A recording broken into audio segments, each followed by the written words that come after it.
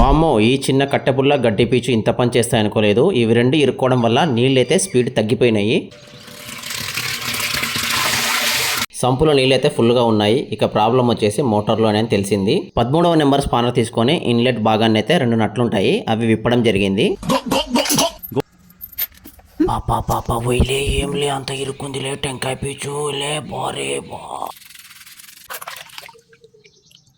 మీ మోటార్లో కూడా వాటర్ స్పీడ్గా రాకుండా స్లోగా వస్తున్నాయంటే ఒకసారి అయితే ఇన్లెట్ని అయితే నట్లు తీసి చెక్ చేయండి. ఈ జాలి దగ్గర అయితే ఏదైనా చెత్త చెదరం అట్లా ఇరుక్కుంటే వాటర్ స్లోగా వస్తాయి. ఇన్లెట్ క్లీన్ చేశాక ఎలా ఉన్న జాలి అలా పెట్టేసి నట్లయితే ఫిట్ చేసేయాలి. ఇప్పుడు ఒకసారి మోటార్ వేసి చెక్ చేద్దాము.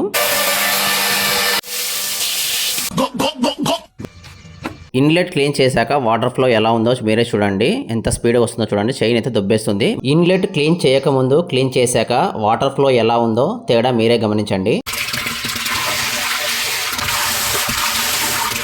ఈ వర్క్ని నేనే కంప్లీట్ చేయడం వల్ల ఎంత మనీ అయితే సేవ్ చేశానో చూసేయండి. ఇదేంట్రా అయితే? అరే నీ అబ్బా